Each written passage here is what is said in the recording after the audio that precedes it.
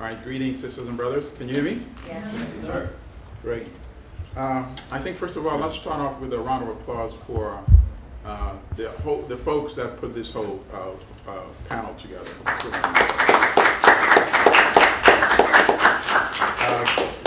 This is the 7th year now, I believe, and we get to learn so much about the Congo, get the other stories that's not covered by other the corporate media, the so-called mainstream media. We learn through films, and obviously we learn from panels such as this, where Congolese get to tell us what is going on the ground in the Congo. So let me briefly introduce the panelists, and I'll start with Professor Geores Nzongola-Ntalaja. Ntalaja is a professor of African American Diaspora Studies at the University of North Carolina at Chapel Hill, and Professor Emeritus of African Studies at Howard University. He's a past president of the African Studies Association and the author of The Congo, From Leopold to Kabila, A People's History, and also author of Patrice Lumumba. Welcome.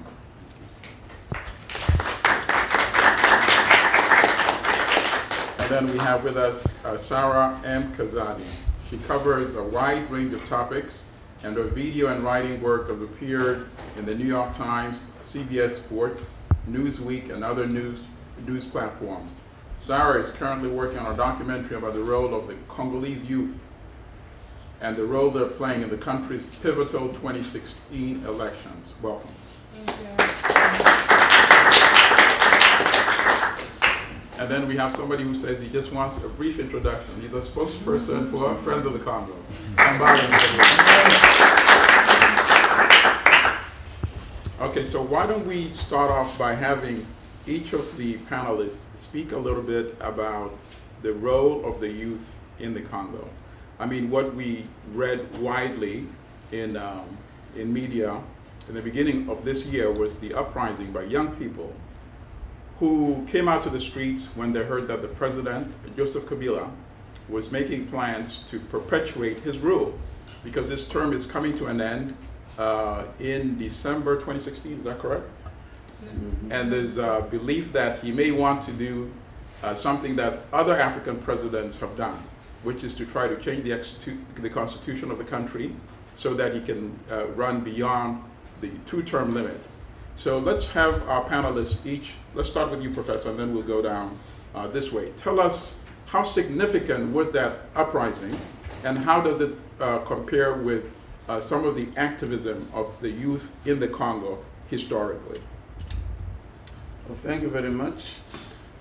I was in Kinshasa last week to launch my newest book, which is the French version of my Congo from Leopold to Kabila, but much larger book and written primarily for the Congolese audience, so it's much more militant than the one I published 13 years ago. And the last group of people I met were young people from the group called La Lucha, the struggle. They were very impressive. They came from several parts of the country, including the East, and they were meeting with one political leader in the country. And I had short but brief but a very interesting talk with them, and was impressed by the commitment they show and the steadfastness of which they like to continue struggling for democracy and social progress in the Congo. Historically speaking, we should remember that the first major uprising against the Mobutu regime in the Congo was by young people. Lovanium University students, now called the University of Kinshasa, on 4th of June, 1969. They were simply demonstrating for university issues, just like the students in South Africa just did this past 3 weeks, ending in a very great victory yesterday, with President Zuma announcing that tuition increases will be frozen, when they had first the Minister of Finance had presented a program of 10% increase in tuition, which is killing for most of the young people coming from poor families who can't afford it. And so in Kinshasa in '69, it was not tuition, because at that time our universities were not only free, they were giving students scholarships, they were giving stipends. And they were teaching it. They were giving them stipends to buy books, buy clothes, and they were studying free of charge. But today, of course, one has to pay. But the students were demonstrating because of what they considered to be the government's indifference to the oppression by Belgian professors who were, for the most part, racist, who did not think that Africans can learn. In the Faculty of Medicine and Engineering, for example, more than 50% would fail the final year's exams to come back and repeat exams in October. And this was, the students said it also that the curriculum was not addressing African issues. It was more oriented to Europe. So our students have been very idealistic, have been very, very clear about their grievances, and of course, they don't only fight about themselves, they also fight for the general population.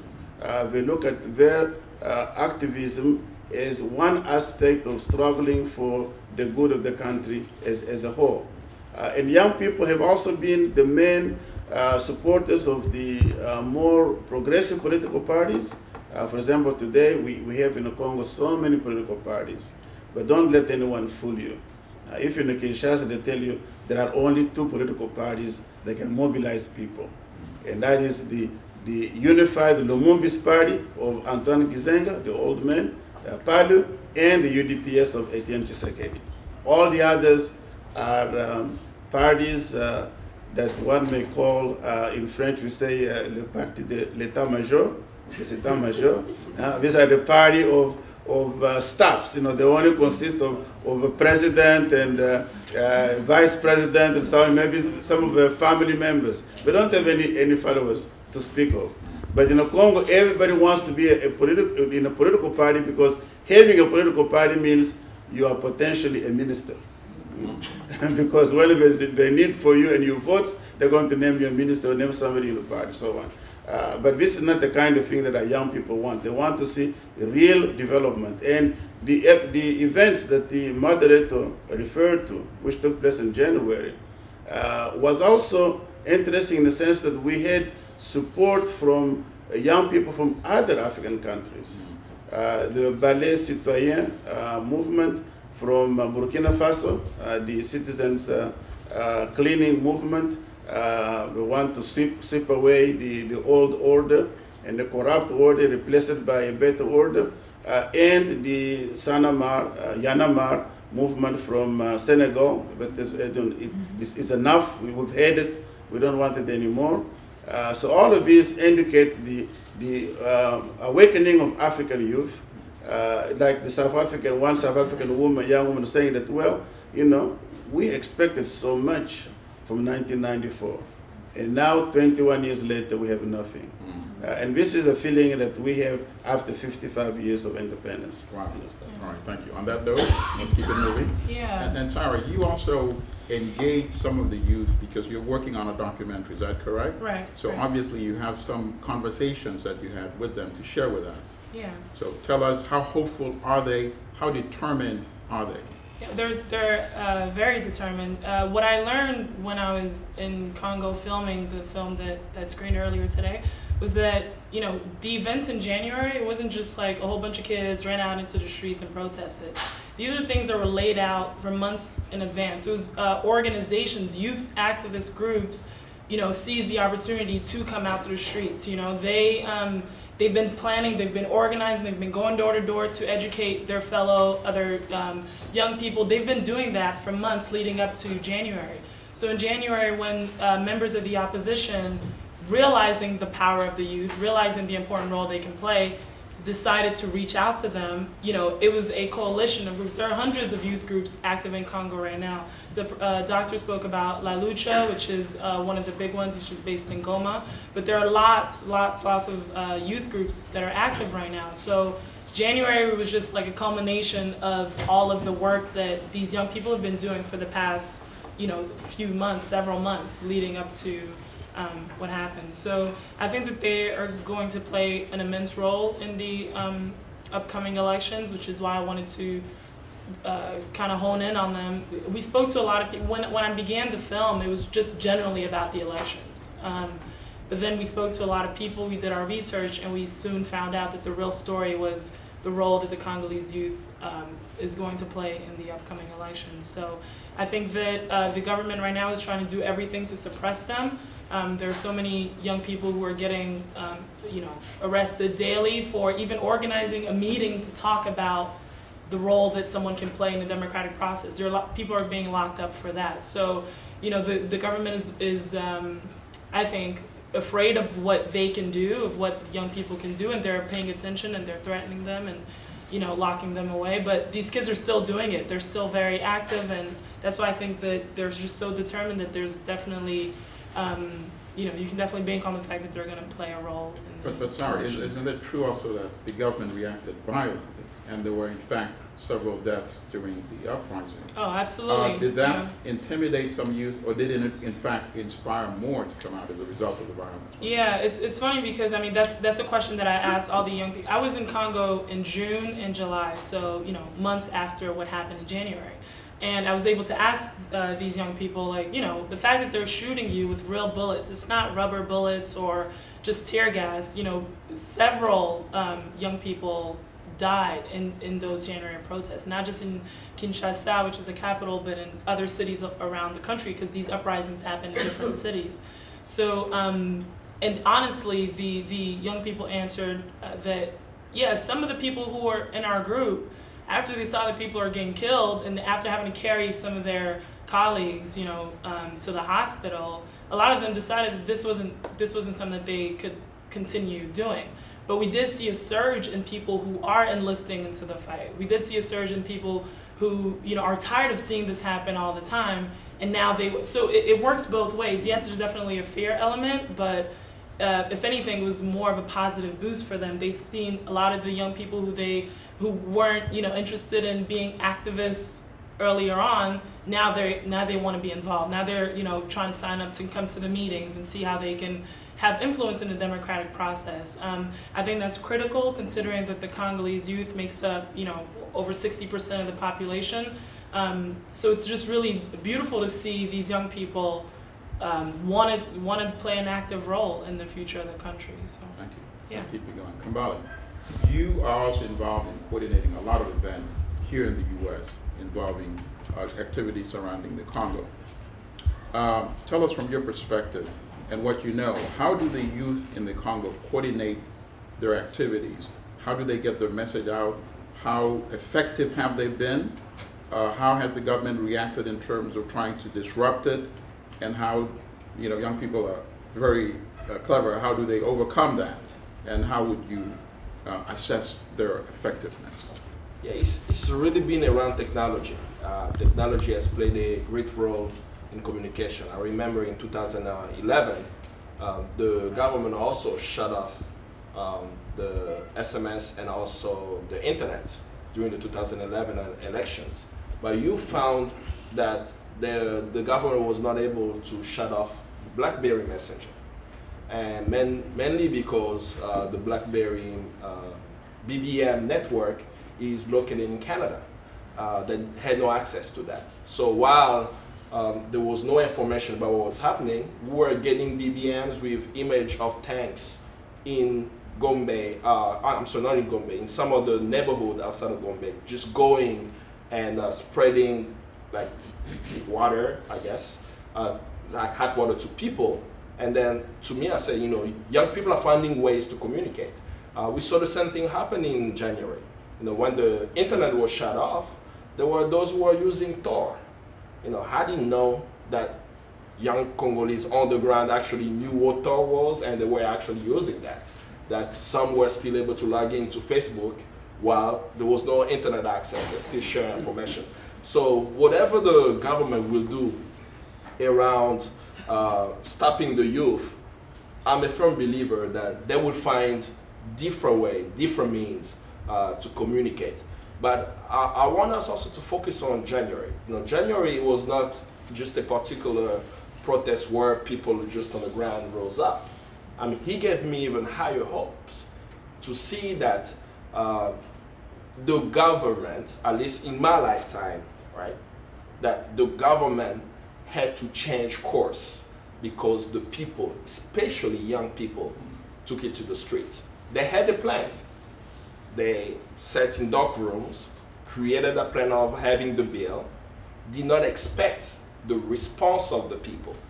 And when the people took it out to in the streets, there were times where they thought that people will go back home. I'm sorry to interrupt you. When you say the plan, could you elaborate for some people that may not be? So the Congolese constitution right now says that the president can only have 2 terms. And then there is also a section in the constitution that says that the presidential term limit cannot be amended. So the only way for that to change, we have to have a new constitution, a national referendum, and so forth. They've been thinking about ideas. How do we add another term to Kabila? You know, what will happen? So what the majority party decided to do was to introduce a bill that will call for a census, a national census, before there are general elections, which was a de facto way to extend Kabila's term limit. So the people understood that, especially young people. So when they went out in the streets on a daily basis protesting, being faced by live bullets, many were killed, they kept going out. That for the first time, I watched the Congolese Senate on the live stream online that I've never seen a debate in the Congolese parliament as living in the diaspora, right? And as I was watching it from outside, and people on the ground also watching it, and that you have politicians speaking in Lingala, which is a local language, that was a perfect example that the people, the youth, literally made the politician change the game. And that's a success story, that the bill that they wanted to pass didn't pass, was completely removed, and of course right now they're continuing. So seeing that success, even though it came at a very high toll, some estimate is 42 deaths, but I can argue hundreds were killed because we just found a mass grave with 400 bodies in Kinshasa that the government said those are fetuses. When Human Rights Watch are saying that we need to investigate these dead bodies in Kinshasa. So we know hundreds of people were killed, but the success that these youths had need to be lifted up more, that if they were able to do that in January, the potential of what they could do to transform the country is has no limit. Okay, thank you. Okay, let's go to a second item then. Springing out of the uprising, as a result, an election date was announced. I believe it's November 27, 2016, is that correct? Yeah. Does that mean there are going to be elections in 2016? We don't know. And tell us if you think so, and if you think not, give us the reason why you take your position, and we'll take it this way. Well, before I go to that, let me just add 2 more points in clarifying. Kambale made a very important point because somebody had made mention of several people dying. You know, the word several can be very ambiguous. Absolutely. Now, the official count by Human Rights Organization was 42 dead. But as Kambale pointed out, the dead were probably in over 100 or more. And also, you know that many parents may take their relatives have been hurt by bullets or have been maimed in some way and who would later on die, but they won't make that public. And so nobody knows. We don't know exactly how many people died. The second point is to clarify the thing about the census. Why was the census considered by many people in the Congo as a way of giving Kabila additional years in office? The Congo is a huge country. Right. It's equivalent to the United States, east of Mississippi River. 2 million, over 2,400,000 square kilometers. And a country of no roads, very few workable roads. And an administration that is weak and corrupt and incompetent. So if you're going to run a national census, it's going to take 3 to 5 years. to vanish. So the law says that, the president is in office until a new president is chosen. Right. So that means Kabila could stay on for next 3 to 5 years. And now he's trying to do that in November. He asked me the question, Right. are elections going to take place in November of 2016? They may not, because right now, I was in Kinshasa last week, and on Friday, one of the major newspapers came up with an article saying that le glissement commence déjà demain, le 17 Octobre.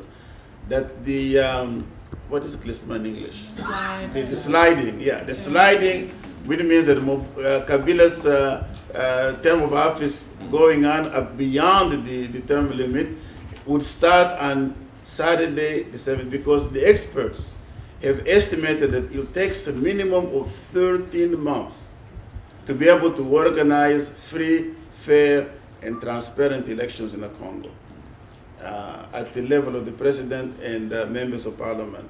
So as of last Saturday, October 17th, we've already gone through, we're within that 13-month period. So if nothing is done very quickly, we can't have elections as planned for November 2016. One of the reasons is the Electoral Commission, and I speak here of knowledge because I was a member of the Electoral Commission 20 years ago in 1996. And I resigned from the Electoral Commission because the government was not willing to organize election. They were telling everyone in the world that they are supporting the commission, but in reality, they were sabotaging our work. The Minister of Interior was interfering with our work as an independent commission, and in 8 months, the government gave us only 4% of the budget voted for us by Parliament. So it was a very clear way of not holding election at all. When I was in Kinshasa last week, it came out, the Electoral Commission said that since January, the government has given them only 18% of the budget allocated to them by Parliament. So again, another indication of the fact that the government doesn't want any election taking place. And that budget is $1 billion. Something, I don't know what exactly, something like that. But the point is that, this figure is given out, and we don't know exactly what the government is going to be able to mobilize that much money to give the Electoral Commission. There's also, the government also threw another surprise. Our constitution says that the number of provinces must be increased from 11 to 26. Now, independently speaking, but it's generally a good thing, because the Congo is a huge country. We have provinces larger than many African countries. The Katanga province, for example, is larger than half of African countries taken singly. Countries like Zimbabwe are smaller than one of our provinces. But the point is that the Constitution had said that reform had to be implemented by 2006. Now we are in 2015. The government has taken 9 years doing nothing about implementing this thing. And so only now when we are talking about going to election, the government throws this surprise that, okay, now we are going to implement the decentralization. We're moving from 11 to 26 provinces. So now the question came that we have to elect the new provincial governors of the new provinces. Well, the government said we have no money. The Electoral Commission, they have no money. They can't organize election for the governors. So the government said, okay, we'll name provincial commissioners to take over temporarily until elections are going to be held. So we're seeing one after another, the government springs up a surprise, but indicates that does not want to go to elections. So there's a great probability that it may not happen. Then there is a question of the Electoral Commission itself. The chairman was a Catholic priest, Malu Malu, resigned on October 10th, 2 weeks ago from today. And then the government says, okay, the civil society must name the next chair. And now we understand civil society, especially the religious communities, which have the first choice are now debating on who to propose. The 7 of them will come up with one candidate, but Anderson, the Catholic Church, which is the most influential of the Christian communities, is against this person. So I don't know what's going to happen. And then the ruling party does not want the guy who's vice president to continue. They say they think he's very weak. He can't defend the interests of the ruling party. So they're now putting pressure. They can't fire him. So they're putting pressure on him to resign. so we see all kind of indications that the government does not really want elections to be held. Okay, before we move on, 2 quick questions. In terms of the election commission itself, is it independent, and how many members are there? Because in neighboring Uganda, for example, it's selected by the president. So how is it in Congo? No, in the Congo it's supposed to be independent. It's called, actually, its official name is the National Independent Electoral Commission. So it is independent and is chosen by the 3 components of our political system: the ruling majority, the political opposition, and civil society. Okay. Now the numbers, I can't remember. Anybody knows the exact number, but something. Okay, but that's fine. Yeah, about 13. Okay, Yeah, the key thing was to know whether it's exactly. independent. And then the other point, and I'm wrong, but when you said you were a member of the previous election commission, Right. you meant 2006 election? No, or 1996. Ah. This was a commission that was established as a result of a national conference. Okay. See, our national sovereign conference was like a political convention and reform conference by the people of the Congo. We had the largest national conference in Africa with 2,842 members. And I was at that conference in 1992 as president of the subcommittee on political file, which means the committee that was looking at and rewriting Congolese history. I see. And then in 1996, I was supposed to become chair of the commission because the government and the opposition agreed to have a commission of 44 members, 22 representing the opposition, 20 representing the Mobutu camp, the government camp. When time came to choose the president, Mobutu said, Nzongola, no, pas question. No way. So we went through 6 weeks of impasse. So we ourselves, we decided that we were sent to the commission by politicians, but we took the oath of office saying that we're going to implement the law in organizing elections. So let's declare our independence from the politicians and choose people on the basis of ability. Now, in the Mobutu camp, there was a gentleman who was a professor of law at university, former minister of justice, and former chief justice of the Supreme Court of the Congo. I said, he is certainly more qualified than I am to be the president. So he became the president, and I became his deputy, the first vice president. So the opposition didn't like it. They hated me for that. And of course, the government was sabotaging it because they didn't really want elections. So that's why after 8 months, I had to resign. Okay. All right, let's move it. Yeah. And we'll ask you the same question. There's an election date, but how realistically, in your own view, is it going to happen? Yeah, and the doctor spoke to all the different obstacles leading up to the elections. Like, I wrote about this in August, and those same obstacles are basically still the same today in October. There are a lot of things that have to happen before we can get to the presidential elections in November 2016. And all these things are building on each other. Like, if this doesn't happen, then we can't move on. So there's so many roadblocks, so many obstacles. As the doctor already spoke about, I'm not going to go too deep into them. But all I wanted to say is I do think that the elections are going to happen, but not in the traditional way. I think that this calendar, the way it's set, the electoral calendar, the way it's set up, needs to be blown up because it's just unrealistic right now. There's no way that it's already months and months behind schedule. Like, it needs to be blown up. I think that we will have elections simply because the Congolese people will not allow it to be otherwise. I do think that the government, obviously, especially if someone is looking to stay in power, there are a lot of different avenues that they can take. But I just have that kind of faith in the Congolese people simply because of what I was able to see in the months that I was there that makes me believe that there's no way that the Congolese people will allow this to happen. I do think that either it will be an uprising or something along those lines that would lead to change change alternance in 2016. I just don't see us or see the Congolese people allowing things to happen the way that they will. So I do believe there will be elections. How they happen, I'm not quite sure, but I do think that things will happen in 2016. And you, sir? Dido, Kazadi, Dido, Nalaja. And I think we were at the same place in 2010. I don't think that, I'm not hearing anything different, especially for international donors. They did say that there is no way Congo will have the election in 2011. And of course, they did it. And we know the result for the majority party, Kabila, to be presented as the winner of that election. So something can happen.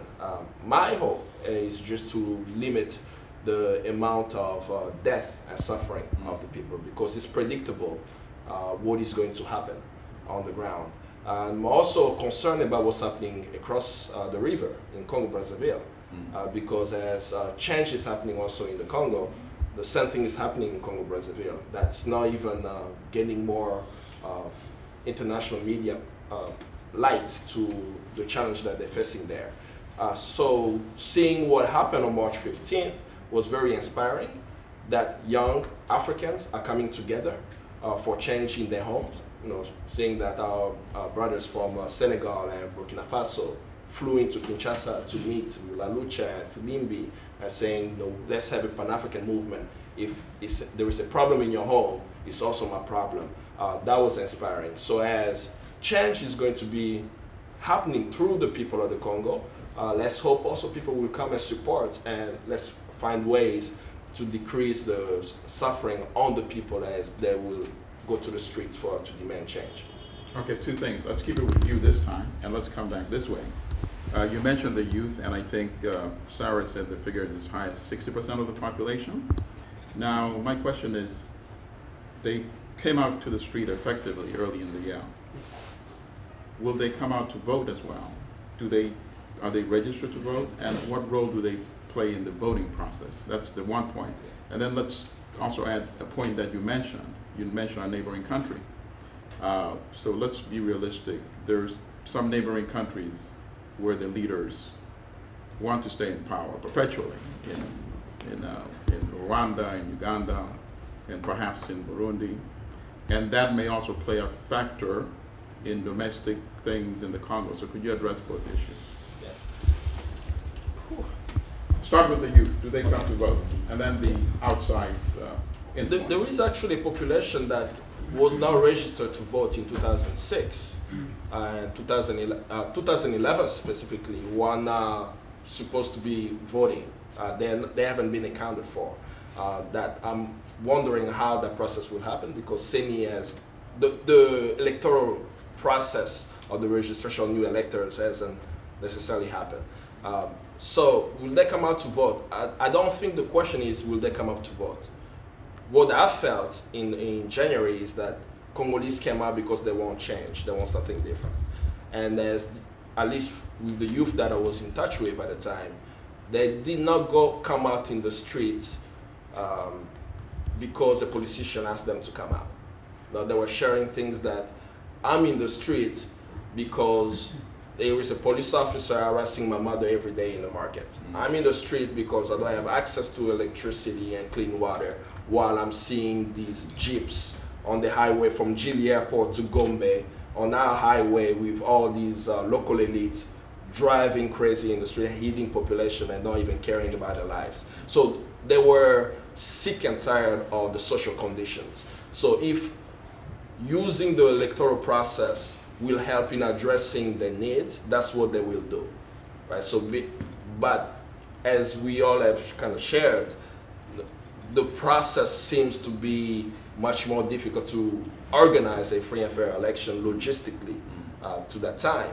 That an educated guess would be that people will be out in the street to demand our Blaise Compaoré to leave the Congo. Then there is that question that sometimes I hear from diplomats or people in the Washington sphere. Well, there will be a vacuum. So when Kabila leaves, who's going to take power? Who's going to take care of those different places? But I never heard that question when Belgium didn't have a government for a few months, right? That we underestimate what people will do in the time of crisis. That if there is a vacuum, there will be people who will fill it up. I saw it in May of 1997. On May 16, 1997, there was a taking over of the capital city by the rebels. Mobutu and his crew fled Kinshasa. People expected chaos. There were things that happened, but people moved forward. So when there was no longer a government and there was a power that that came and took positions there was some formal transition that took place that people can decide for themselves what's going to happen. The question is, are we going to give the Congolese that chance to finally have a say in the decision-making process of the country and leaders who represent them, or we are going to worry about, well, Kabila or Kagame or Museveni are the only leaders in that region when we have hundreds of millions of people in that region who can also fill out the gap. Yes, Sarah? I do think that the young people are going to go out and vote. The thing is, there are people just like here in the United States who just aren't going to vote because they have no faith in the political system. They've been let down time and time again. There are people who are just not going to vote. But what I noticed when I was there is that, you know, it's happening on the grassroots level where these young people are literally going door to door and making sure that their neighbors are registered to vote. And this is just something, I mean, I'm 26, so I wasn't here the last time like this happened. I don't know too much about like what grassroots level things have happened in the past, but this is refreshing to see young people kind of take matters into their own hands. So I just believe that with all the effort that they're putting into it and these hundreds of youth groups kind of coming together on this point that, hey, this election could change a lot, so let's make sure that people are educated, let's make sure that people know what's going on, and that they understand the importance that they can have in a democratic process. This is something that's refreshing and new to me. So I do think that all that will lead to people voting more. But Kambale touched on a point about these young people who have reached voting age since 2000. In 2006, they weren't a voting, or in 2011, I'm sorry, when the last electoral lists, registrations were set up, they weren't of voting age. But now they're old enough to vote and they want to be able to vote, but the Electoral Commission is not counting them. So this is a population estimated at like 8 to 10 million people who want to take, you know, an active role in their democracy, and they can't. So I do think that that's a huge problem that needs to be addressed, and as of today, nothing has happened about that. So, and I spoke to a lot of these young people who, fall in this category, and they just feel excluded from the process. So that's an important thing that has to be addressed. But I do think that young people, if the elections are organized, if they're presented with options, they will go out and make those options. They care about the future of their country. It's just that nothing is being done to give them an opportunity to choose, so they're being forced to accept things, and I think this is what's leading to this kind of despair that makes you go out into the street and put your life in danger to kind of say change. Is this despair? People don't go out into the street unless you've reached a level of angry or a limit that you just can't take it anymore. So I do think that if given the opportunity, they will vote. They will. Yes, sir. Let's bring it to the professor. Well, I live in North Carolina, and I went to school there in the 60s at the time of the poll tax and literacy tests and tests. And today in North Carolina, the members of the State Assembly are very creative in finding different ways of voter suppression. So Kabila regime wants to suppress the young people, knowing that the 8 to 10 million have become, our voting age in the Congo is 18. So since 2011, a lot of kids have become above 18. And so he knows that most of us guys will vote against him, even though he's closer to the generation than people like us are. But he knows that they don't like him, so they vote against him. So they are not doing anything to encourage the registration of this category. This is why the opposition is placing a great emphasis on the fact that this category of population ought to be given priority in voter registration. So we need them on voting rolls. And then once they get on voting rolls, they will vote. They will vote because, as you know, in Africa generally, the turnout tends to be very high. People want to vote because they know that voting is very important. It's one way to express their feelings concerning politics. Is one way to really more or less assert themselves as citizens. And so generally they will vote. Okay, so let's try to look beyond Kabila for a minute. Tell us some of the major political players on the field. If there were to be elections, tell us about some of the major parties. What is their base of support or their ideological inclinations? Just tell us about the top 3 parties or top 3 candidates that would presumably succeed Kabila once he's out of the picture. I don't particularly like that question. How is it? Answer it the way you prefer. I'll answer it the way you prefer. I don't like it because it is one way that the Western world plays games with us. By identifying somebody, they think it is likable, so and placing it. But let me tell you also how in some ways it is insulting. I remember in 1975, I was finishing my PhD dissertation at the University of Wisconsin-Madison. And I was having lunch with an Indian friend who was very angry at Indira Gandhi for the emergency and her sterilization policies and many other things. So I said, and I was just joking really, so I said, now if Mrs. Gandhi goes, who's going to run India? So he could hardly swallow his food. He almost said at heart attack. He said, now, how insulting. You think that, the millions of Indians, we don't have anybody who can run the country than Mrs. Gandhi? So I said the same thing, that we have, I used to say during Mobutu time, when people said after Mobutu, who's going to run the Congo? I said, Mobutu is probably among the 10% of the most stupid people. The 90% would probably produce a better ruler than Mobutu. I would say even for Kabila, he's probably among the least intelligent people. The guy doesn't even have education. I mean, he did have high school education, but in the British system, which is in Tanzania, which you know very well, right. In Uganda, he did the O level. He did the O level, the ordinary level, which doesn't give you access to university. To go to university, you need to take the A level. So he didn't even take the A level, and became a taxi driver after the O level. And today he's the president of a country with over 70 million people. Okay, but are there any people that are attracting? We have 70 million Congolese, and among them, people will emerge, and people should emerge through the electoral campaign. When they go out and present their views to the people, and people choose them. We can't identify people ahead of time and say, we have this, and that. No, that's not democratic. Let the people of Congo decide on the basis of the electoral campaign and what people present as platforms and ideas for the future. Fair enough. Very good. I don't have anything to add to that. That was good. That's it. I'm sorry, I'm laughing because I had the same similar situation in Chicago. I forgot the university. There was a gentleman there who knows Congolese politics very well. Surprisingly, I found that letter that his company, the company worked for, is Kemet Corporation.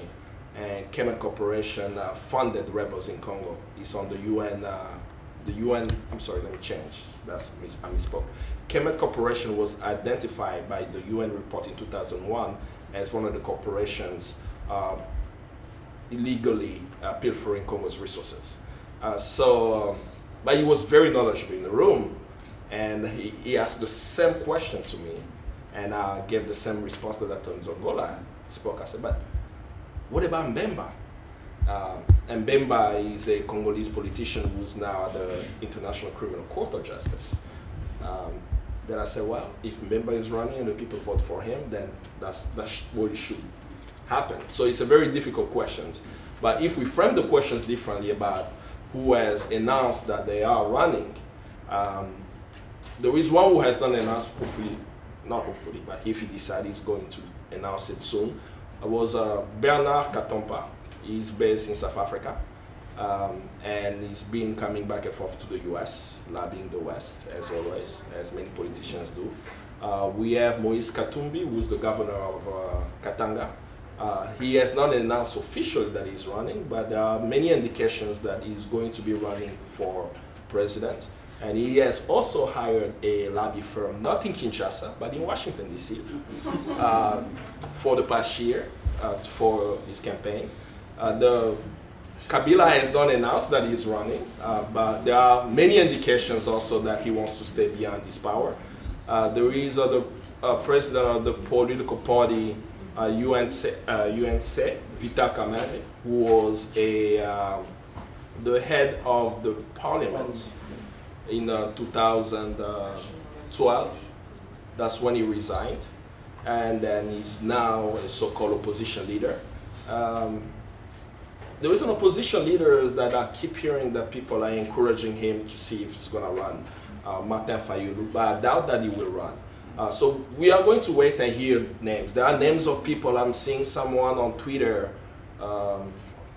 posting that he's running for president. I mean, I've seen this circus in 2006, in 2011, that names of people I never heard of, never been engaged, will pop up. And for me in 2006, I was even more engaged.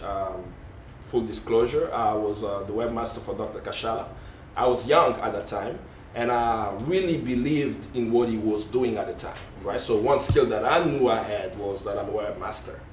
And I watched it because it was an important election, because for decades, Congolese did not experience the poll, right? So many people now went there. So me as a young Congolese in the diaspora, thinking, I had to reach to someone and say, you know what, let me actually get engaged in the political scene. But then I found out that politics is probably not where I want to be yet, right? So with all of that said, there will be many people who are going to announce. And in the names that I've mentioned, you notice that there was no woman that I've mentioned too, right? That we still have challenges. There will be leaders that we don't want to have there. There will be leaders already selected that we have not heard. Some have been nominated many times for Nobel Peace Prizes. But as we come closer to the election, the hope is that the Congolese people themselves are going to elect who they believe will serve their interest, and not just elect who will serve their interest, but hold that person accountable, because more than likely, they will have already some blessings from the West, and it's how we have a leader, while we see that pressure of things that will not serve the interests of the Congolese, we still can have that reach to that leader and say, hey, when you came here, you said that we'll have a road, we'll have electricity, we will have peace. What is the result for that? And that the people actually have the power to hold them accountable when that happens. Okay, let's keep it with you and come back this way. What does the Constitution say in terms of making resources available to the candidates? Is there a guarantee for balance? Or I do not know that, actually. There must be some electoral law around those things. I do not have that information. Professor, do you have any? No, but I don't think that there is a provision to finance electoral campaigns, because if we did, in like Kambale pointed out in 2006, we had how many candidates? 52. Yeah. 52. I mean, you can't finance 52 political candidates, and so we don't have that. Yeah, people have to find their own resources. All right, so there seems to be a confidence that either new parties or new individuals will emerge. Can you briefly speak about the role that the traditional parties are still playing? Or are they not playing a significant factor anymore? What do you mean by traditional The parties? party of the Tshisekedi, for example. Mm-hmm. Yeah. What role do parties like that play in Congo affairs today? Yeah, did I have Yeah, no, like I said earlier, there are basically two major political parties. Parties, but in Kinshasa, for example, can bring up huge crowds of people in demonstrations. That's the UDPS of Tshisekedi and the PALU of Gizenga.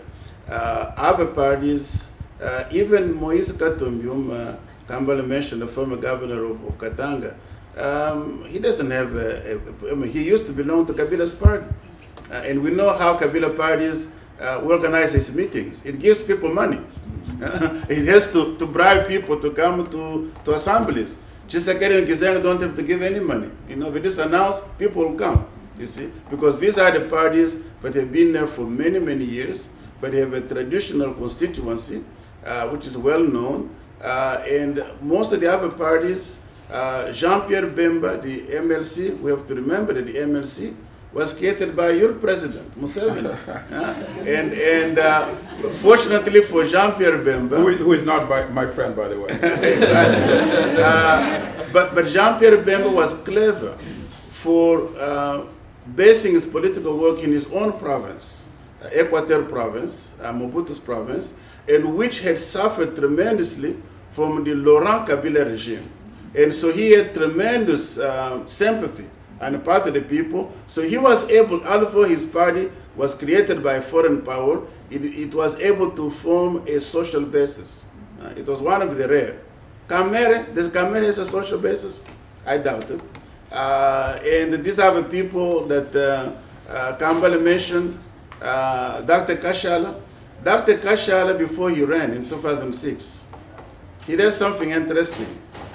He brought up his wife. They took a plane from Boston to Washington National, rented a car, and drove to my home in Rockville, Maryland, on a Saturday morning, only to ask me whether I would advise him to run for president.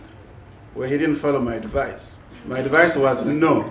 I said, we have to start by the premise that you are nobody. Nobody knows you in Congo. And we don't want people parachuted because you tell me that you have strong support in America. But America should not be, giving us leaders in the Congo. The leaders of the Congo should be chosen by the Congolese people, not chosen by the pharmaceutical companies in America. And these are the people who are supporting you, And well, he said, well, I built a hospital in Butembo. I said, that's very fine. We built a hospital in Butembo. But why did you build some more in Lower Congo, in Bandundu, in Kasai, and so on? So you get better known. No, see, I think that the way that we can gauge the popularity and seriousness of any political leader is to find out what kind of constituency they have. Most of his leaders who go around the Congo, I was in Kinshasa last week where newspapers asked Mr. Matungulu, who's from the IMF, asking him, but who knows you? He said, well, but I was a minister and I was a high official at the IMF. But those of us who read books and read articles know him. But ordinary Congolese, they don't know who Matungulu is, right. And so that's why I tell Kashala that if you want to run for president, go live in the Congo, build a political party. On the streets. Yeah, get to be known by the people, live with the people. I said, when people ask me, people asking me, why am I not running for president? I said, I can't run for president because I don't have the qualifications. I live in America, I don't live here. I have to live with the people, suffer with them, then I can present myself as a candidate for presidency. All right, another question, and audience, I know many of you want to ask questions. We're going to get to you soon. We only have a few more questions, and then we'll open it up Q&A. MONUSCO still has a large-size deployment in the Congo. So the question is, for how longer will the Congo, in fact, does the Congo still need MONUSCO? And for how long is MONUSCO supposed to be deployed in the Congo? Ultimately, the question is, can the Congo defend itself from countries that have been aggressor countries in the past, like Uganda and Rwanda, tied up with MONUSCO's rule? So we can start with you again, Professor, and we'll take it down this one. Well, there's a very good article in the New York Times this morning about even Secretary General Ban Ki-moon being discontent with the work of the Security Council. The Security Council isn't doing its traditional work of maintaining the peace. And that is generally true, and it's even more true for MONUSCO in the Congo. The UN has been in the Congo since 1999. They haven't brought about peace. We invited them under the Lusaka Agreement of July 1999 to get rid of the so-called negative forces, armed militia groups that were raping and looting and massacring people. Well, the UN decided that they won't send us a peacekeeping force under Chapter 7, which allows them to use force. They send us one up under Chapter 6, which is simply keeping warring groups apart, keeping a ceasefire going. We didn't need that. We needed to get rid of all these groups, but were sent in by Rwanda and Uganda, and those that grew in domestically. But then they said, okay, they changed it later on to give them Chapter 7 power to protect themselves and protect civilians. Then in 2013, with the establishment of the Intervention Brigade, which is made of soldiers from South Africa, Tanzania, and Malawi, now we have Chapter 7 powers to go after these negative forces. What have they done? Well, they went out and defeated the M23, the latest movement that Rwanda set up, Rwanda and Uganda set up. But now we're hearing that now the M23 thugs can become a political party. and some of them can be integrated in the national army. So what is our army? Our army is made up of all these thugs, these murderers, people that the United States and Western powers would never negotiate with if they were in their own country. In our countries, the forces to take these people and make them part of the army. So we have an army of rapists, looters, and criminals.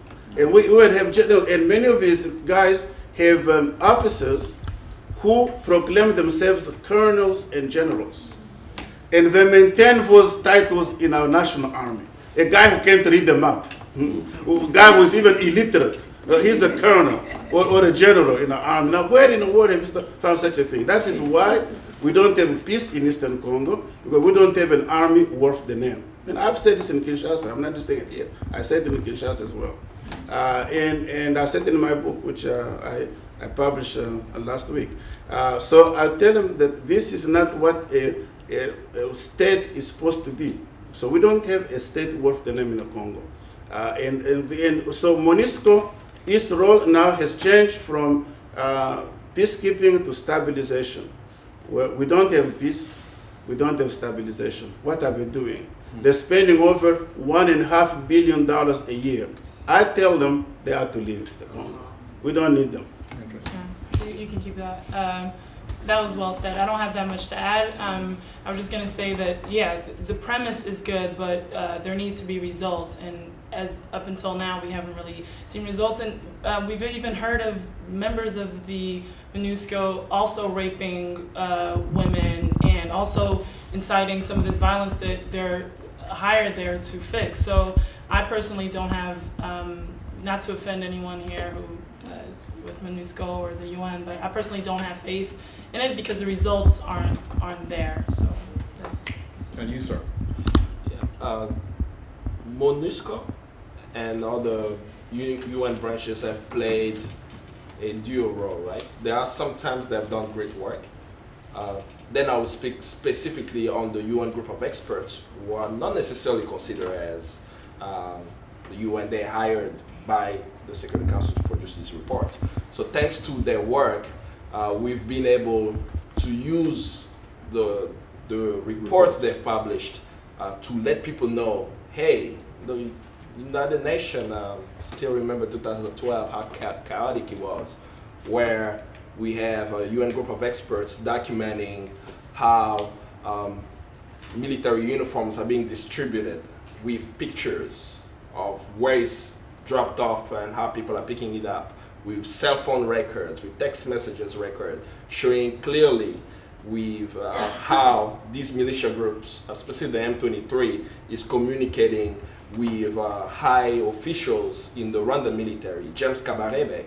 And then when you look at the source of the evidence they used to make the reporting legitimate, they had to have 3 independent sources.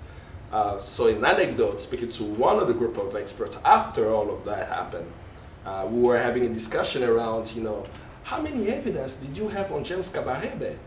I said, we had 10, but we couldn't have all of that. We only used 3 because that's what we have, right? So they have evidence of what is happening, yet Susan Rice at the United Nations was responsible of blocking a UN report for being published, right? Then it was leaked to the press, and there was some support of advocacy organizations and others to expose that. So that role, I think, has been helpful. And there have been areas where, unfortunately, the Congolese government has not supported the people.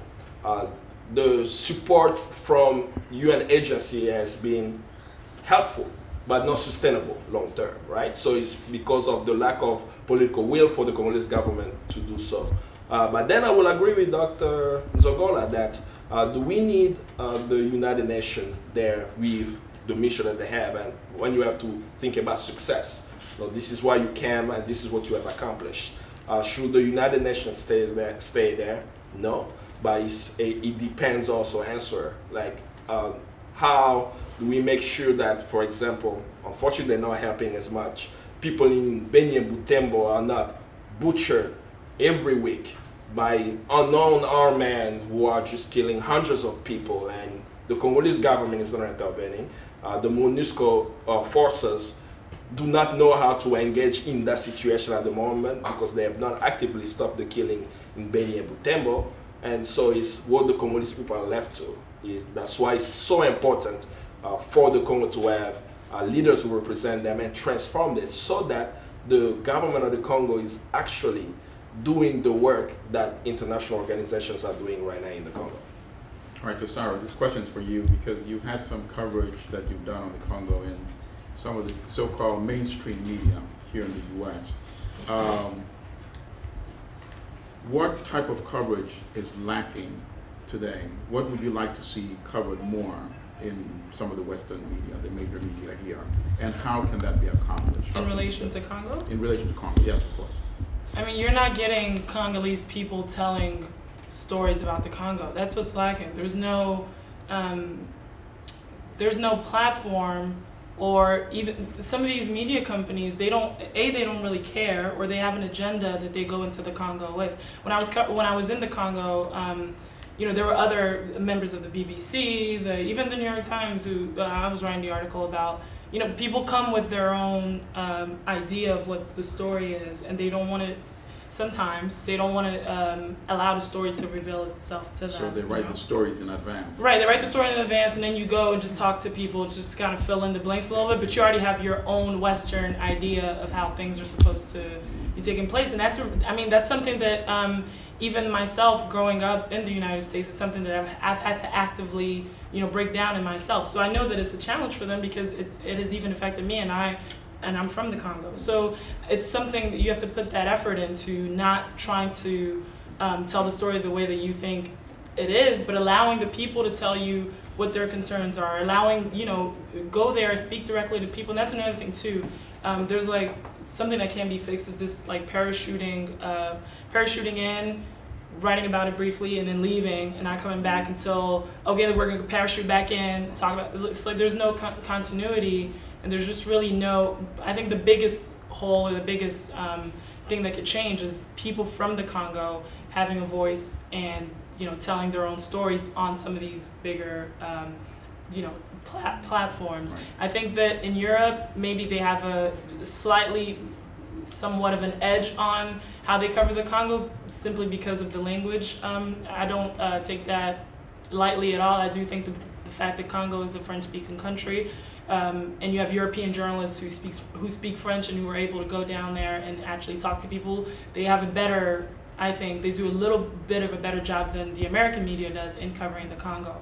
But I do think that on the whole, I think it's still pretty abysmal the way that the Congo is portrayed in Western media. So, if more native Congolese journalists had the opportunity to write freely and not have to fear for their lives, or to write freely and not have to worry about their family members being in jeopardy, I think we would all benefit, because it would be authentic and it would be Congolese people telling their stories. But unfortunately, that is not the case. So we, as newspaper writers, journalists, we have to take that into account, so that when we go in, we don't go in with our own ideas and our own Western mindsets, that we allow the stories to reveal themselves to us. You want to add anything to that? No, I agree. Kambale, you want to add to that? I think you should add, you work for the New York Times. And how was that experience around telling the stories? Hey, mommy. You worked, Yeah. not you work, Oh, in the past. but I'm a moderator. Everybody You can talk. No, actually, I agree with Sarah. Absolutely. Many of the stories written in advance, or the editor sitting here has the preconception of what the story should be like. And I'll give you just very brief examples. Kambale brings this up because when I went to Columbia for journalism, my master's paper was on how the New York Times covered Africa historically. And one of the things I was able to do, I went into the New York Times archives because I wanted to speak to some of the reporters who were sent there in the 50s and 60s and ask them, what was your expectation of Africa when you went? And I was told that some of them had retired, some had died, but that I could go to the archives and read their correspondence. So I went. And I guarantee you, if they knew what they had in their archives, they would not have let me go. No, honestly. I found a letter, for example, from a reporter named Homer Bigart, and people got to calling him Homer Bigot after I published his letters. And he had already won the Pulitzer Prize twice before the New York Times sent him there. He won it when he was with the Herald Tribune. And one of his letters was from the Congo. He had been sent there to cover independence. And he said he was very disappointed with the assignment. He had just come from Ghana, where he said Kwame Nkrumah was like a Henry Wallace in burnt cork.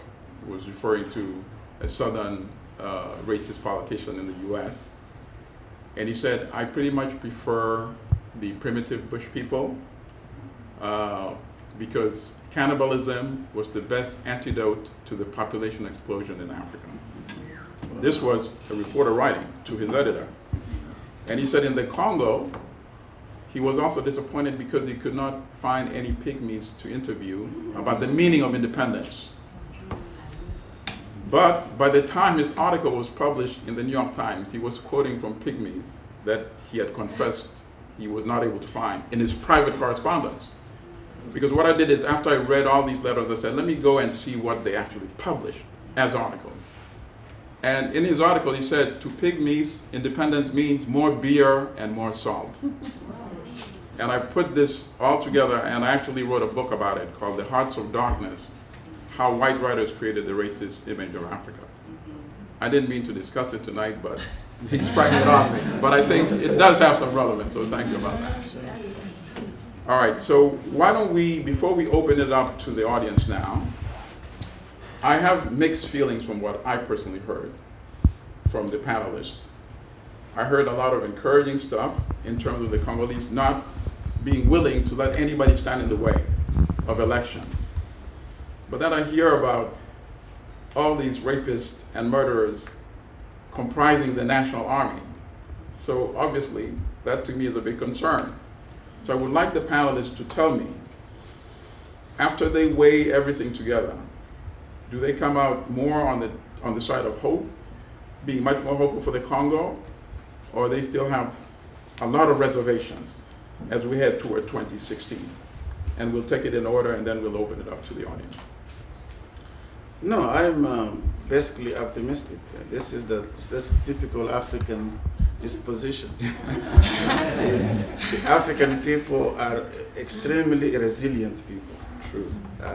One British historian said, looking at the African continent, a continent of old rocks and soils and lots of insects and diseases and so on, he said, but the Africans are frontiersmen for the world.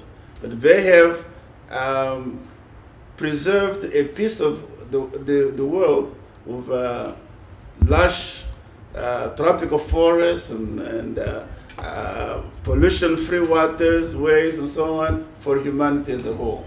So we have a tremendous role to play for the world as people who are in charge of the equatorial rainforest, the second largest in the world after the Amazon, with enormous resources in hydroelectricity, in minerals, in soil, in arable soil in some parts of the continent, and water. We do have tremendous responsibility to the rest of the world in terms of resources that are going to fuel the economy of the future. And we have to be optimistic that sooner or later we'll get rid of these scoundrels. I mean, we'll get rid of all of these people running our countries today, the Musavinis, the Kabilas, the Sassou Nguesso, we'll get rid of them sooner or later. And we'll have a good leaders. Let's keep it Yeah. My hope for Congo is the reason that I do the work that I do.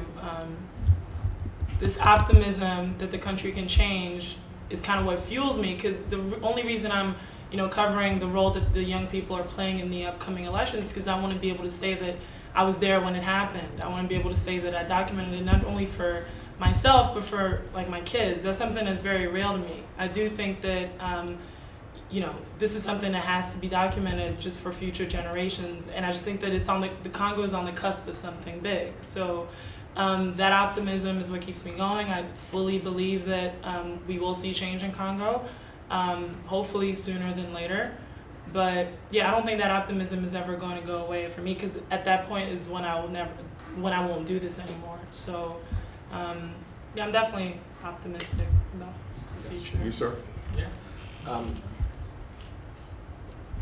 I've been planning a birthday, and I've been planning a birthday as a way for me to stay hopeful. And that birthday is July 13th, 2031. And that birthday is on the Congo River, on a boat called Kimpavinta, where I'm eating plantains with rice, listening to Congolese music, right? So no matter where I go and everything that I do, I always tell people, on July 13th, 2031, come to the Congo, because there will be peace. We'll be doing what I just shared on the Congo River. So that's my motivation. So everyone has whatever is pushing them forward. And that's something that I've seen in the Congolese people historically. Can you imagine this was the land where King, I think it was Nzinga who asked for the whole kingdom to convert to Christianity. And as they converted and slavery went up, many of our people left and ended up in the United States. They never lost hope. How I know they never lost hope? At the moment they arrived, they are among those who engaged in the Stoner Rebellion here in the United States. And as I speak to many people who have kept the history of Congolese people from the Congo Kingdom who ended up here, you don't want to keep a Congolese in the same plantation with other Africans, because they always start trouble, right? So they kept moving them from different plantations to plantations. And you start even looking at Haiti, right? When you think about the Haitian Revolution with Jean-Jacques Dessalines, both of his parents coming from the Congo Kingdom as well, and that you can see many of Congo's history right in Haiti, and having African people, which are the Congolese people, free Haiti. And Napoleon somehow lost that war, right? And Haiti still paying for it. But to see the Congolese people achieve it in the Western Hemisphere, they can achieve also on the continent. So I know that the Congolese people will always strive for a better world. And I appreciate Dr. Nzongola sharing that we are almost the guardian of the galaxy. Literally, that if Congolese people are able to free that land, it's not for Congolese, it's for our world. Our humanity depends on the center of Africa, the center of the world, with the second rainforest of the world, which is like the lung, with 42% of Africa freshwater reserves, that's right in Congo, with the agricultural potential to feed the whole entire world. That's why we have to make sure that Congolese are successful, because if they're not, we won't be here. Very good. All right, we'll open it up to questions, and let's try to avoid making statements. Let's try to, I know sometimes you have to, put it in some context. But let's try to get straight to the questions. Where do we start? Let me see some eager hands. Excuse me? Eager hands. Or should I volunteer people? Yes, lady. Hi there. I was curious as to whether or not you would be open to, or the people. Excuse me. Let us know if this question is directed specifically to somebody, or if it's for any one of the panel. It's really for any one of you, I think. But the question is, say the youth on the ground and regular folks on the ground versus the government. Would anybody be willing to have the international community play a role in the elections to make sure that they are, done properly? Is that something that's being considered or talked about? You mean like international observers? Yes. International observer. I mean, every election in Congo has a group of international, UN observers, and they're not always European. So there are always like international eyes on the elections. But I've received two different answers to your question. Most people that I've spoken to don't want any international involvement. They're like, international involvement is what got us here. Most people don't want anyone affecting issues that are directly linked to them. They want it to be a Congo-made solution.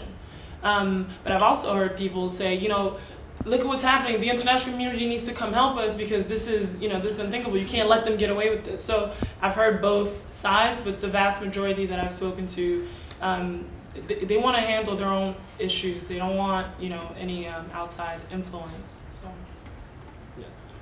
So on the same side, the role, at least for those on the outside, would be to really keep an eye on the West to not interfere with Congolese politics. And I'm not saying that lightly. It cost people's lives. I mean, if you look at the Eisenhower's record, right? Eisenhower specifically say in July, we need to eliminate Lumumba. So that's on the NSA archives that exist still today. So what made the President of the United States at the time say that a democratically elected prime minister of a foreign country, that he had the power to make a decision about his life. So that's also true about Congo's election. As Congolese are discussing who is going to be their next leader, the West is also positioning themselves with plan A to Z. Well, if it's not this person, it's going to be that person. So that's the role, let's say, if we want Congolese to be able to transform the country, and let's say we live in the United States, to understand the political landscape for the United States now. At least in my opinion at the moment, the United States is not interested in Kabila staying in power, right? So my worry in advocacy has been that when the United States is clear about the next leader not being there, who is it that they're supporting that the people do not know yet, right? So that's where we can play the engagement of making sure, as we know, John Kerry has already gone on the ground, very clear with Kabila that he has to leave in 2016. The special envoy to the Great Lakes region, the previous one, Feingold, and the current one, still haven't memorized his name yet. He's gonna get there. They all have made that very clear. So the pressure on asking the U.S. engagement will be to make sure that there is no interference in electing a leader for the Congolese, because the Congolese are not electing Hillary or Donald Trump or anyone else, right? So we should not be interfering in that process. So that's the role that we can play on the outside in putting pressure on the U.S. government. Yeah, Professor? Yeah, I like people to remember that our second democratic elections took place in May 1965, less than 5 years after independence. We had 137 constituencies across the country. The elections were organized, managed entirely by the Congolese. There were contestation of electoral results in 5 constituencies only. Out of 157, only in 5. So the question is, what happened? Where did we lose our innocence? For people now to want independent and international observers, when the election of 19 were organized by the state, by the Ministry of Interior and its staff around the country. And elections were accepted everywhere except in 5 places. So I've participated in electoral observation in Africa, and I know that most observers only see the tail end of the electoral process. But you see, elections are not necessarily decided simply in the last 3 or 4 weeks. They decided throughout the entire process. Who has the right to vote, who gets an electoral rolls, who has the money to campaign, who can organize, mobilize people to go to the polls and so on and so forth, where people can talk freely and can vote freely and so on and so on and so forth. So I think that however much we may need international support in terms of money, in terms of electoral materials, in terms of other support, decisions should be made by Congolese. Our 2 elections under Kabila were controlled by the international community with an American as the chief. In 2006, it was, what's his name? The former ambassador. Miss? No, Miss is 2011, but Miss was also there in 2006. But in Swing, exactly. Ambassador Swing. Ambassador Swing was the special representative of Secretary General of the United Nations. In 2011, Ambassador Miss, another American, is the special representative of Secretary General. So how come it's only Americans are the ones who supervise elections in the Congo? In 2006, I was working at the United Nations in New York, and I was very close to one of the African senior officials in the Political Affairs Department of the UN. He accompanied Kofi Annan to Kinshasa in March of that year. One of their achievements was to convince Tshisekedi, who was boycotting the elections, that he should change his position and ask his people to vote.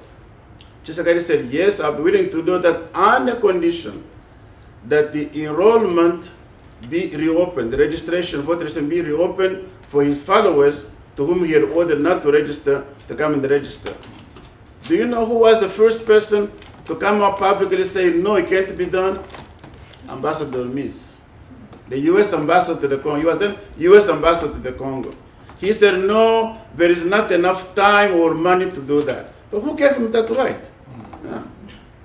He was in the United Nations.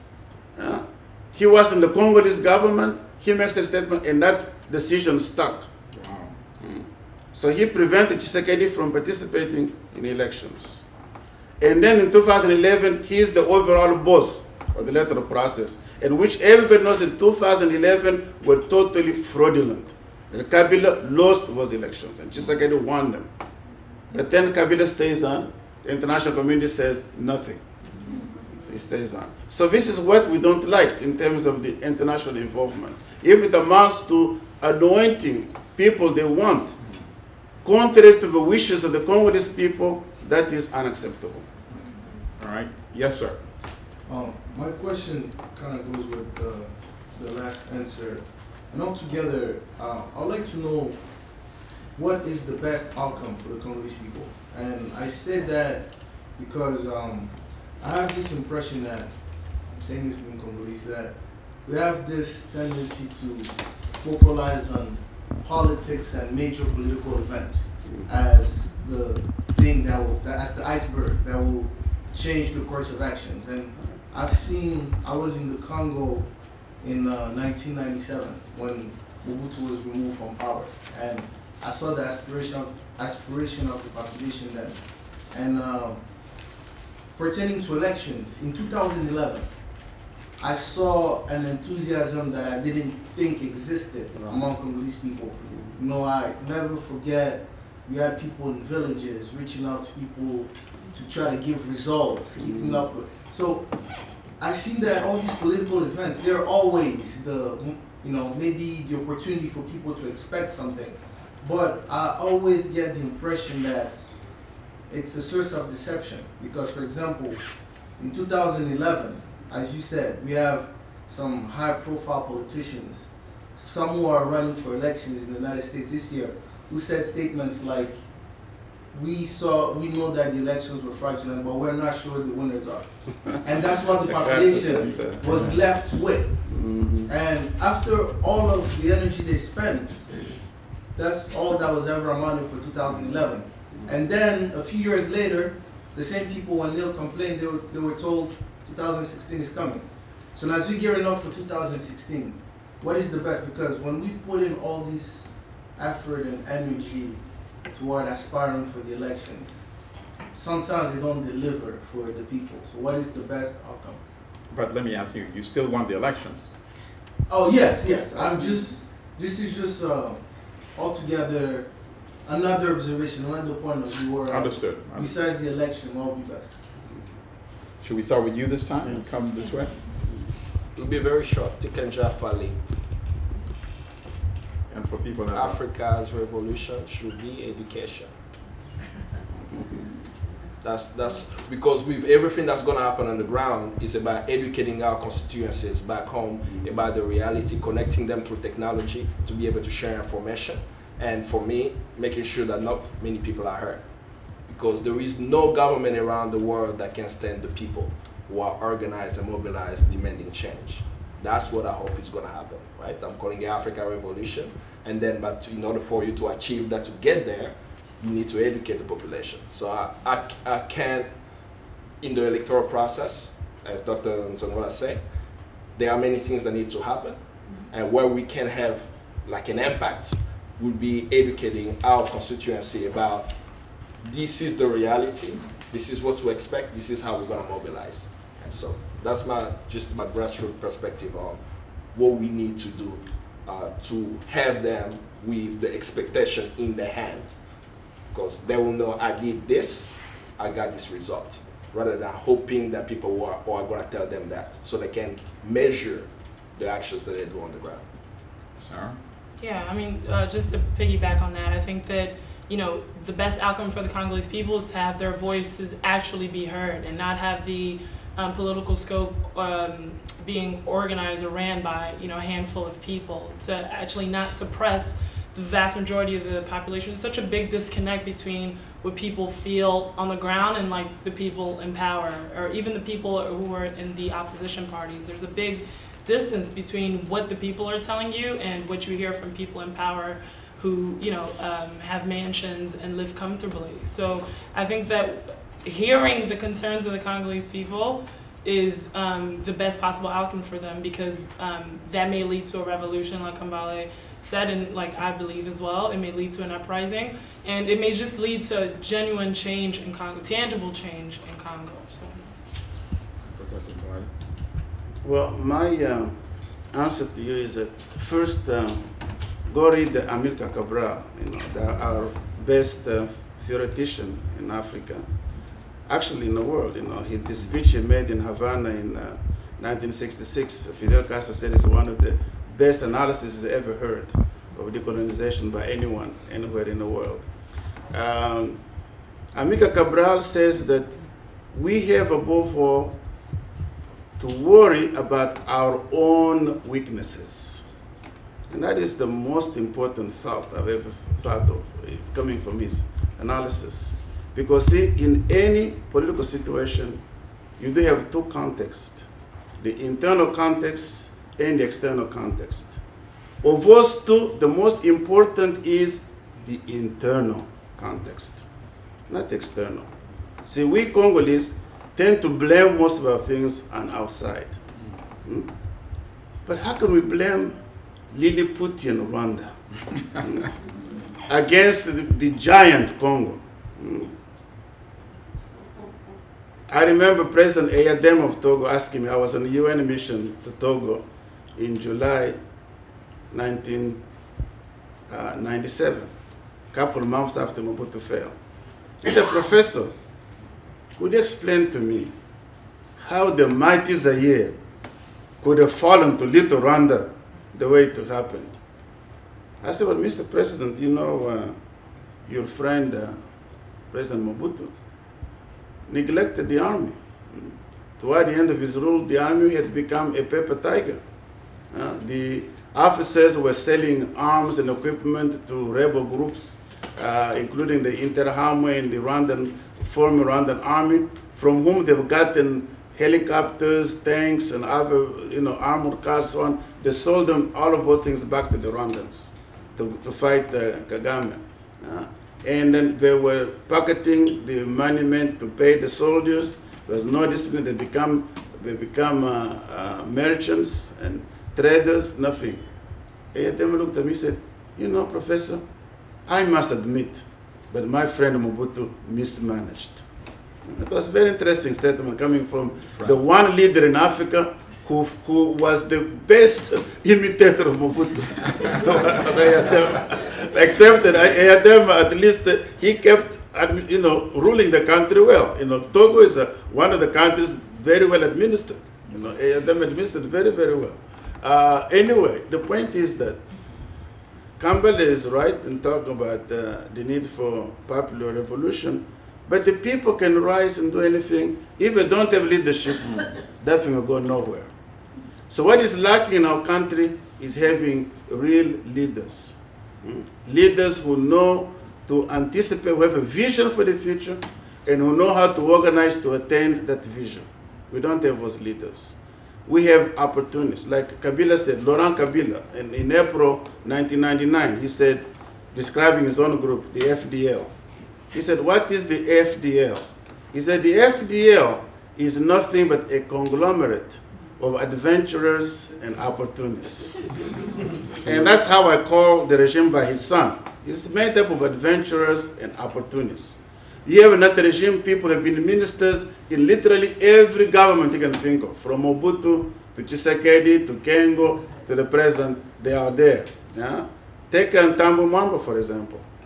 He's one of the richest men in the Congo. One of the strong supporters of Kengo. Was a minister everywhere. Then he joined the RCD, Goma. Then from there he went to the MLC of Jean-Pierre Bemba. Today he's in government. Minister of Justice. Yeah. And so he was minister before too. So I know the portfolio. Now he's Minister of Justice. Kinke Mulumba, Mobutu's last Minister of Information. Publisher of a major newspaper supported, financed by Mobutu, Le Soft International. Today he's in the government. And so on. So this is the problem of the Congo. That we have all these people running for president who think that they can be president when they have no organization, they have no political party, no following. Because we think that, just because you got a degree or something, you have a right to become a minister. That's not leadership. Leadership implies working with the people, reflecting the people's aspirations, and organizing to make sure that you can meet those aspirations. So we need the women and men who are really patriotic. So patriotism is something we lack in our country. This is something, I always give the example of the Ethiopian dictator Mengistu Haile Mariam and the Somali leader Siad Barre. In December of 1990, when Somalia was really breaking up, 1991, and Siad Barre was losing power, a UNDP official went to him and said, Mr. President, don't you think it's about time for you to leave so you can spare your country further destruction? Siad Barre, look, man, before I became president, Mogadishu was a little dusty town. You know, I made it into a real city. You know, before I became president, who thought about Somalia? We're nothing, little country. I made it to big military power to go to war with mighty Ethiopia. So before I leave, I destroy everything. See, because he's a guy who can only see his clan. And his clan is more important than Somalia. But Mengistu had a Meriam, you know, regardless of his bloody, you know, dictatorship and his, you know, brutal murdering of people and so on. The Americans went to him, said, look, the rebels are about to take Addis Ababa. The best thing is for you to leave so that Addis will not be destroyed. Mengistu understood that, flew to Zimbabwe, where he can drink his chivalry golf without any problem. But Mengistu comes from a country, a state where it didn't exist for 1,000 years. So Ethiopia has been existing for over 1,000 years. And this man understood the importance of preserving Ethiopian independence, Ethiopian unity. You see, a patriot. Now, you can say all kinds of bad things about Mengistu Haile Mariam, but you can't deny the fact that he was a patriot. You see, and we need the patriots, people who put the country above their own ministerial other ambitions. That's what we need. All right, a few more questions. Yes, sir. I wanted to come back to the international context. We see a lot of international presidents from Western Europe complaining about Pierre Nkurunziza running for a third term, but they are very silent about Kagame, who has already actually reached the parliament asking them to change the constitution. How do you think that will affect Congo? Because I think Rwanda has no any interest having a patriot Congolese actually leading the country. How do you see that affecting the political process? Is it to me or Congo? Kambale start. Well, So in other words, anything can that- Rwanda still determine Yeah. the future of Congo? no, I think anything happening in that region is going to affect each one of the countries. You know, I'm not just looking at Congo, Burundi or Rwanda. I'm also looking at Congo Brazzaville. I'm looking at Uganda and so on. So of course it will happen. But if at least what I'm hearing from some of my Rwandan colleagues is the challenge that they face about changing the situation there. So before even me thinking about how it's going to affect the Congo is how do we help the Rwandans transform their country? Because there are Rwandans who fight day and night to change their country. There was a community mobilizing to shed light on Kagame's visit in Montreal not long ago. When one of the generals, Karake, was arrested in London for the arrest warrant, they mobilized. So other Africans coming in support of the Rwandans who are fighting for change, because that should be the question, not necessarily how will that affect, but where are the Rwandans and the Ugandans and the Brazzavillois and the Congolese de Brazzaville who are mobilizing to change the country, and how can we have their alliance? That's where I would think about it more. Kagame is going to do Kagame. I mean, he won by 93% last election, 96% the previous one.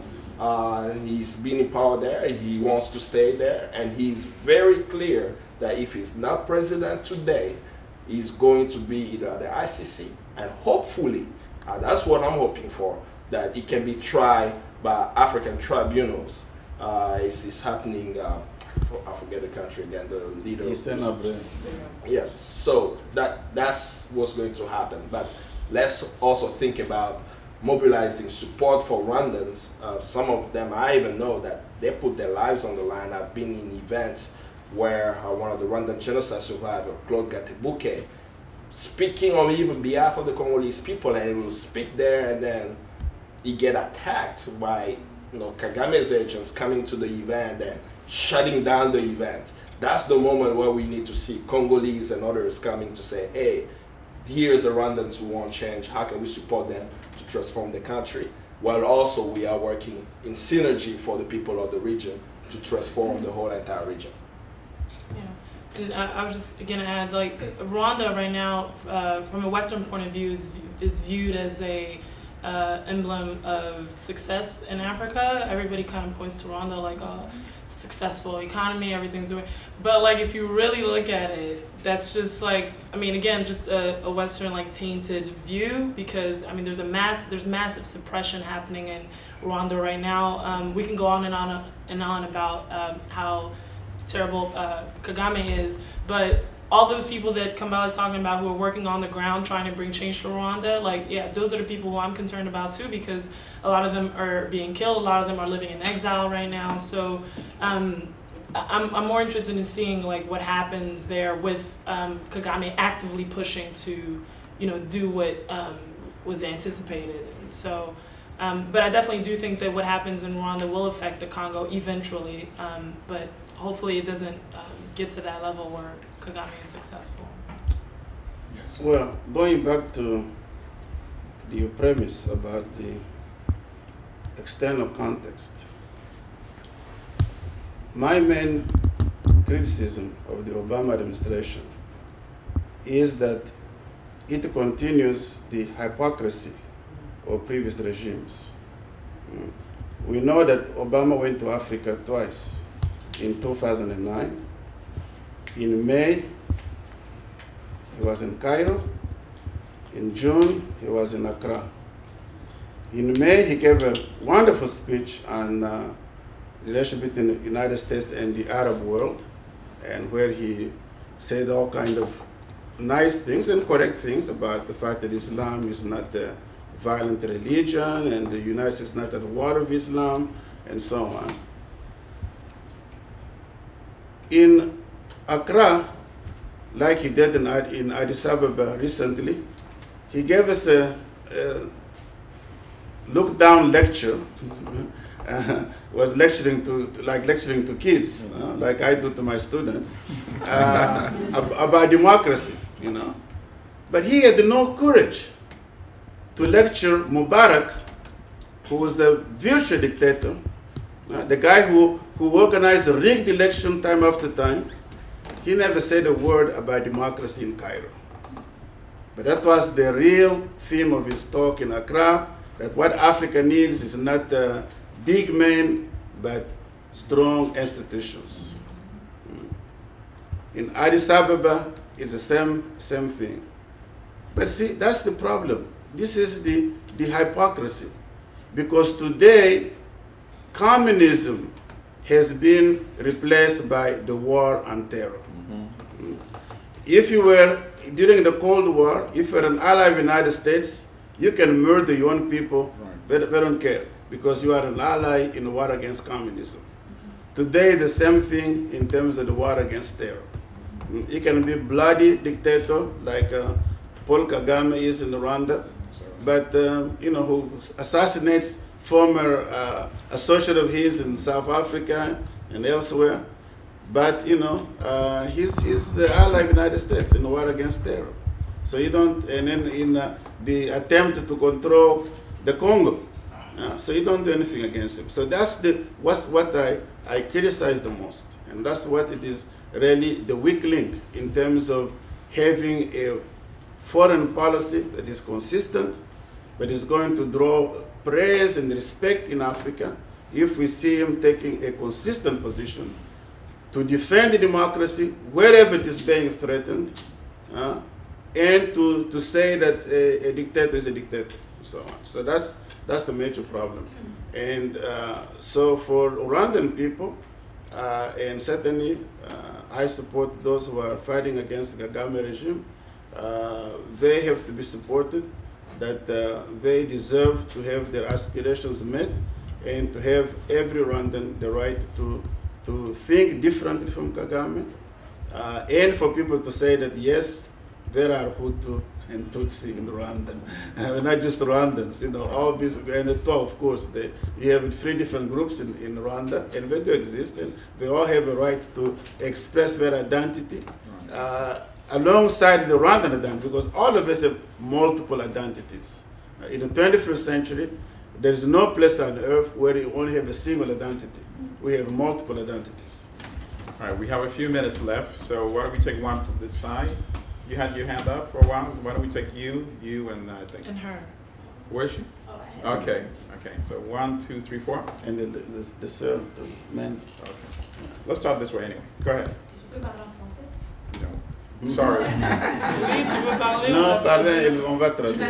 Ok. C'est plus comme des remarques qu'une question. Alors, la première chose, c'est par rapport au processus électoral. J'ai observé les élections en 2011 à Guémena. C'était intéressant de voir les images de la ville. Ce que moi je retiens, c'est que, bon, j'étais jeune, je ne suis pas vieille, mais j'étais jeune à l'époque, donc je regardais ça. C'était la première fois en tant que Congolaise que je voyais des élections. Je n'ai jamais voté de toute ma vie. Je ne pouvais pas voter, mais je vivais ça à travers le visage d'autres personnes et leurs aspirations.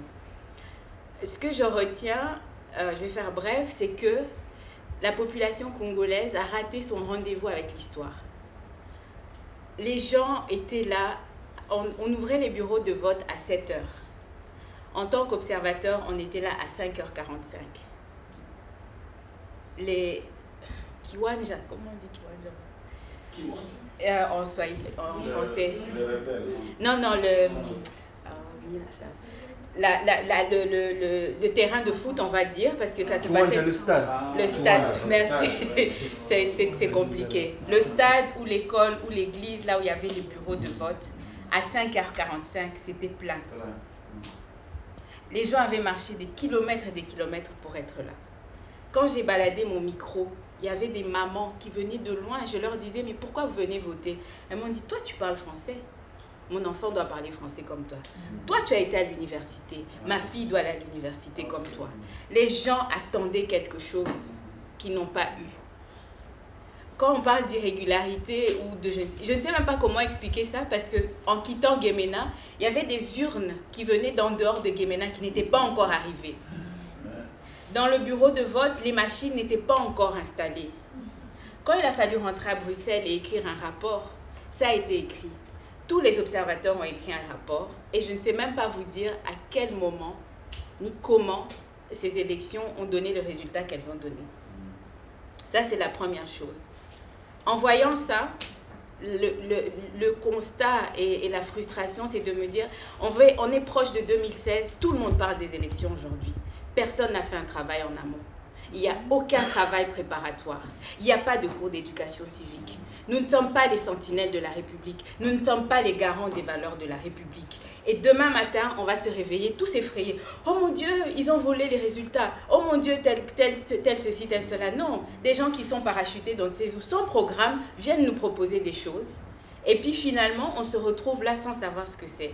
La solution, c'est de travailler en amont et de mettre en place une mentalité, comme au Sénégal, comme au Burkina Faso, de manière à ce que quand on touche à ma constitution, mes cheveux se hérissent sur ma tête et tout le monde me suit dans le mouvement. Sinon, ce sera un éternel recommencement.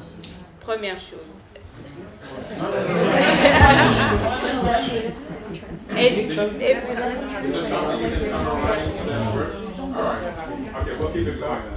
La dernière chose, vous parliez des médias.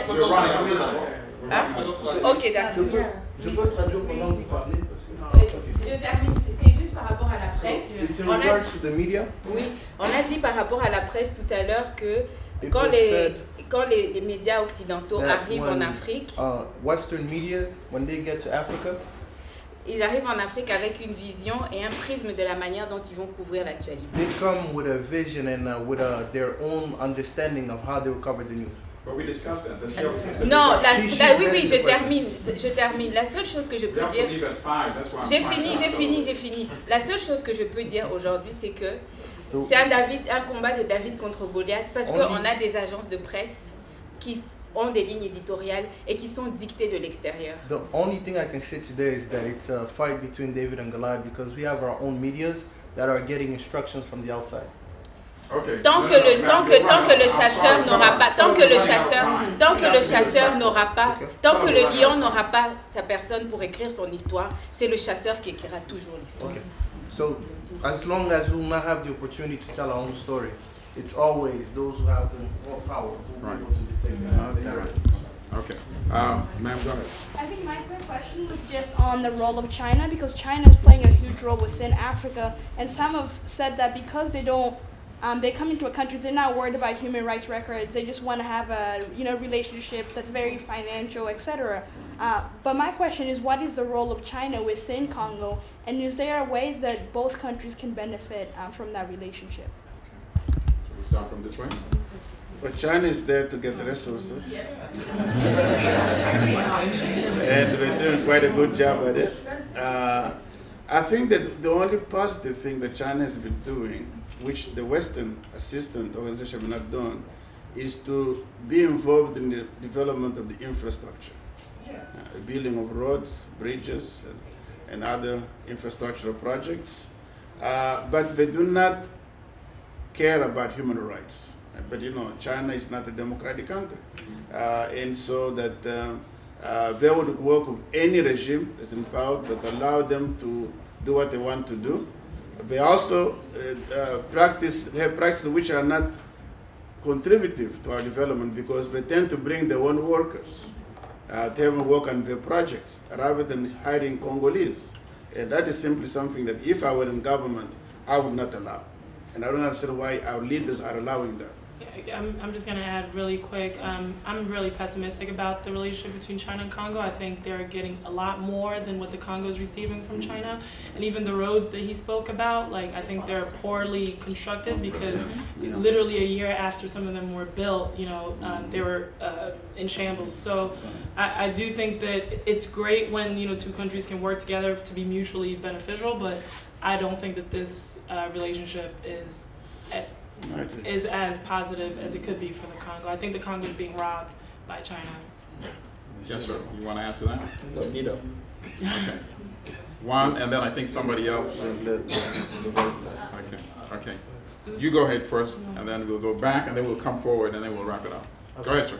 My question is about the context of the Congolese political movements in relation to other movements. Can you speak up? I don't think we can hear everybody. My question is about all the political youth movements on the continent at the moment. So in the last few years, you've seen in Senegal, Abdoulaye Wade was defeated. Burkina Faso, they seceded twice.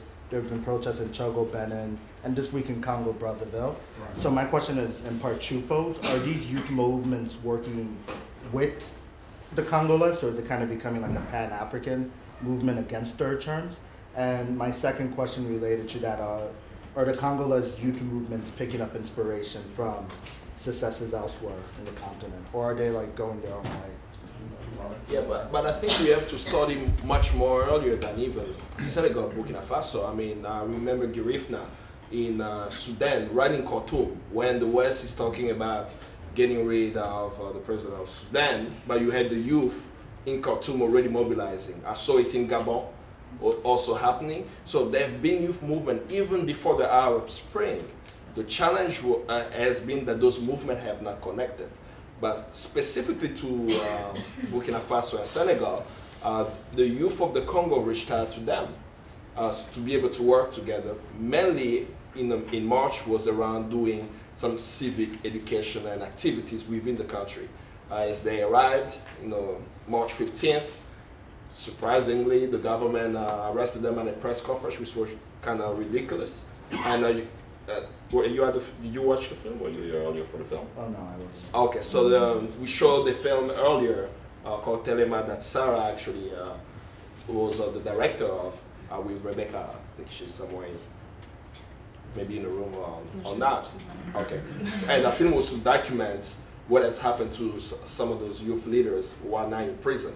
So for that context, yeah, it's happened. There are other African youth over probably since, I would say, 2008, right? I became very active in 2008, but when I came to that space, I already noticed that there were movements already happening, right? So now we're just getting light of it now. The answer for us now is, as we know the movement are going to happen, and right now we may even say that it may be reactionary. So how to look at it in a much different way, that this is an opportunity in history, as she pointed out, that we missed in 2011, that we are now, this is what's happening, right? Regardless of if it's reactionary or not, what can we do with our generation to seize this moment and really transform the African continent. And if we're able to do that, and we're able to connect with what's happening, we will be successful. Yes, sir. Thank you very much. Election. I was there last year. Yes. Or at that time, elections were really, I think, the focus of attention. My question is, what in your view would be the likely popular reaction if there were no national elections in November 2016? I'm not quite clear about this. I think you alluded to it, but I would like to hear a little more about this. Yeah, I mean, it's like let's compare. Like I'm looking at Congo more from the context of Burkina Faso, right? If there is election, and that's just my opinion, if there is election and it will be rigged, Kabila will try to stay in power, people will go out in the street. If there is no election, people will go out in the street. That the sentiment, at least with the people that we are talking to, is they are really tired that the politicians are not delivering solutions to the problems. And not because they are upset today, that they have seen it for so long, right? You know, Kabila has been in power since 2001. What about now? What is it that you've built? Les 5 chantiers sont toujours chantiers. Like, we want to see concrete results. So because of that, and that's the feeling that I don't think is only unique to the Congo, we could say that the whole entire political system in the world has to face a youth around the world that's discontent, that they're not getting it. That's we're seeing in Ferguson, we're seeing in Baltimore, we're seeing in many places. So in the Congo, I think, in my opinion, people, regardless of what's going to happen, because of the context that the current government wants to stay in power, the people will challenge the system and they will go out in the street. Anybody want to add to that? Yeah, no, I just want to add something about what was said concerning the press and on history. This morning's article, New York Times and Tanzania, by Jeffrey Gettleman, a reporter for whom I have a lot of respect. I know him personally, I've talked to him. But he makes this error in his article on Tanzania. He's saying that Tanzania is probably the only country where the ruling party has been in power since independence.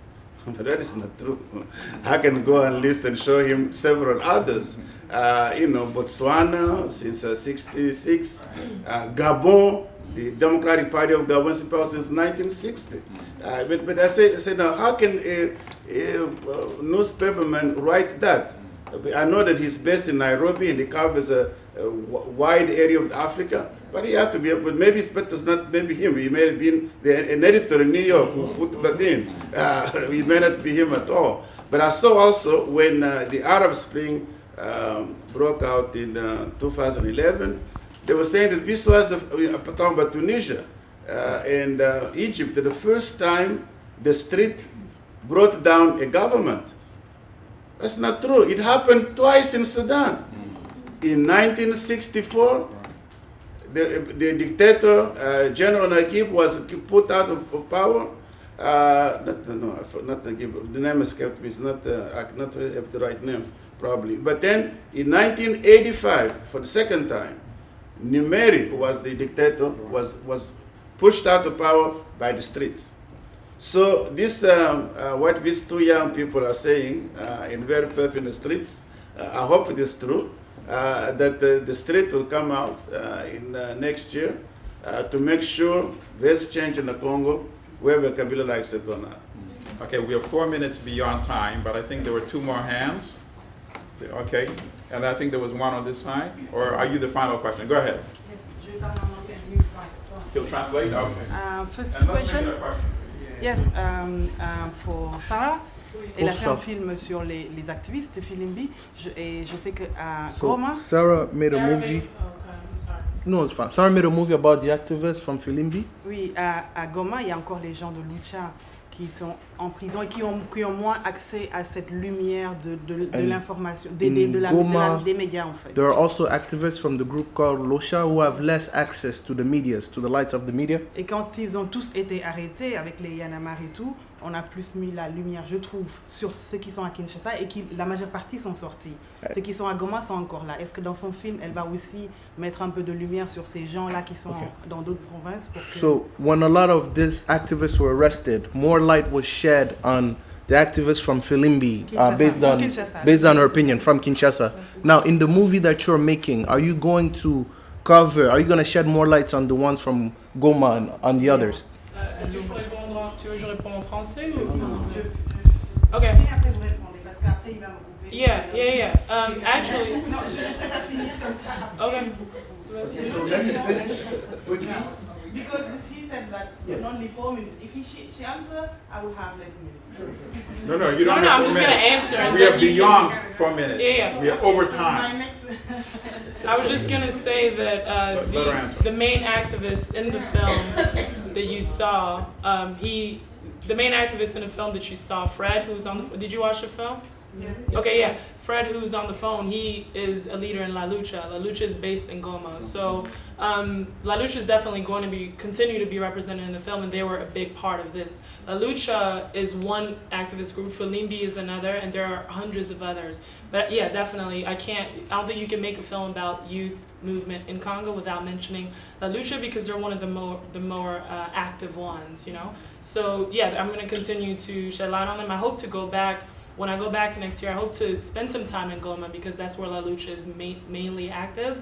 But yeah, the only reason that there was so much emphasis on what happened in Kinshasa was because that's where the event happened. But these activists that were arrested were from La Lucha, they were from Filimbi, they were from they were from a lot of different groups. So I'll definitely make sure to continue to do. Okay, as we close, let's have just a quick sentence or two from each one of the panelists, starting with Kambale. Let's come back this way. And we can continue the conversation. We can continue it after, ma'am. I'm sorry. I was told to end at 5. I was told... Kambale, please. I'm sorry, go ahead. Yes, let me ask you. Okay. Because, like in Senegal, those who are fighting, like Yanamar, and we are there. We are coming back from France, from Canada, and so on, and we move back. Because we thought that if we are outside, it's less difficult to go from town to town, and to tell people that you have now to become the new type of Senegalese. C'est les entites. And ça se fait sur... It happens? Yeah, it's a work of many years. It's not just we came 1 year and we said we want to move the president. No, it was many years working mentally of all the youth, saying that we have our place in each structure of the government, you see. But now, if those of Philippines, they are going abroad because they are in danger, who will continue the fight? Who will convince the youth that this is important for us? Because in 10 years, we will be there, you know? So they have to stay, even if they are in danger. The handful of people who are lucky enough to leave the country do not represent the whole. The vast majority of the young people fighting for change in Congo are in Congo today. It's the reason why I can't post my film online, because when they see their faces, their lives will be endangered. So the few people that you did hear about that were able to leave the country, those are like the more mainstream cases, because and Fred, who's in prison right now, there are a couple of people who are in hiding outside of the country. Those are just people who have the means or who've had just the support to be able to leave. But I'm telling you that the vast majority of those young people are still there. And this isn't a movement that just kind of randomly popped up. You know, I'm talking about it now because I made the film now. But this has been like years in the making. Kind of what you spoke about in Senegal and all these different countries. This isn't something that sprouted out of nowhere. These young people have been putting the building blocks together for some time now. And this is just when it's coming to, when stuff is hitting the fan. Like this is when, you know, you're seeing them take it to the streets and stuff. But this is something they've been doing for a long time. So by no means is the future of the Congo youth all on the exterior. Most of them are still there, most of them are still working, most of them are still putting their lives on the line. But you're absolutely right, there are some people who've been able to leave the country and they have every intention of going back. They've been advised to not go back because it's basically suicide. So, you know, you have to take a lot of things into account, but so yeah. All right, give us final words. Kambale, we'll come this way. Oh, man, I was saying in the mindset. 2016 is a very important year for the Congo. Not just for the Congo, for a lot of African countries. As we stand to expect some changes there, I hope each one of you in this room will stay engaged. How can you do so? I work for Friends of the Congo. We are an advocacy group. What at least we do on the US side is we try to educate the masses in the US around US foreign policy and how it's affecting the Congo. Plus, we make sure we provide support to groups on the ground. And that support, as I always share with people, is we are not building hospitals, we are not helping orphanages, we are not doing that type of work, but what we are doing is supporting young activists on the ground for very basic needs. Like we have collected blackberries in 2011, we've collected even later. This year we were able to collect over 100 smartphones that we're providing to activists who are part of our network. Some of them need phone credit. You know, $40 goes a long way to having a phone credit that you can share with different youth. One get 5 here, another get 5. They can send SMS and even send text messages outside, or even connect on Viber or WhatsApp to send messages on what's on the ground. So that's what we focus on making sure that while we educate people and keeping the US a little on the leash, we also supporting those on the ground who are fighting. And I hope you will stay engaged, and I hope also to see you at Congo in Harlem 8. Final words, Sarah? Well, final words, it's scary. No. Final words for tonight. No, I would just want to thank everybody for coming out. This was really nice of you to care about Congo and to want to know more. As it was mentioned, I'm working on a film about the way, the role that the young people are playing in the upcoming elections. What you saw earlier today was just a short snippet of that. I plan on going back to Congo next year to see the role that they're playing while the elections are actually happening. So please stay involved. There are these cards out there on the table. Grab one on your way out. You know, go to the website, see how you can help me either financially or just with any other way to be able to go ahead and tell this story. I think it's really important to tell, so if you can help me, I'd really appreciate it. There are also going to be screenings in Europe in the next few months to be able to get this word out, because like I mentioned earlier, I can't post this film online just to keep everybody safe. So if you want to help tell this story, please go over here and give me some kind of support or just words of encouragement, anything. And thank you. We'll talk with her more after the panel is done. Yeah. Yes, sir. Well, I'd like to join my colleagues on the panel to thank all of you for coming. And could you mention your book again for people that are not familiar with your new book and where they can get it? Well, my new book is in French. It's not available here yet. We're trying to get it on Amazon, but it's entitled Faillite de la gouvernance et crise de la construction nationale au Congo-Kinshasa. Failure of governance and the crisis of nation building in Congo-Kinshasa. It is basically an expanded French version of my original book in English, The Congo from Liepo to Kabila, A People's History, which appeared in 2002. So being 13 years apart, this new one is much longer, it's 12 chapters instead of 8, and brings Congo's history up to 2014. And it's written primarily for Congolese audience, so it's very militant. A week ago in Kinshasa, I was really proud to hear one of our greatest historians who was chosen to be a commentator said that one of the things he likes about the book is the tone. So I like that.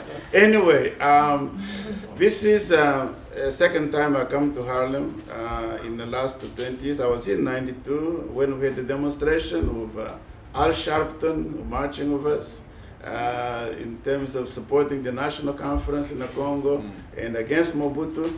And I regret that I don't see that many African Americans in the audience today. When Patrice Lumumba was assassinated, It was the actress Eartha Kitt who organized a demonstration and went and invaded the United Nations General Assembly to protest the killing of Lumumba. And Lumumba remained a very important figure here in Harlem. And I'd like to see that spirit revived. Yeah, we need to work on that. And to work on it. But I thank all of you, especially those of you who are not Congolese. We really appreciate your solidarity with our struggle for freedom and democracy and development in the Congo. Thank you very much. Okay, let's give them a round of applause.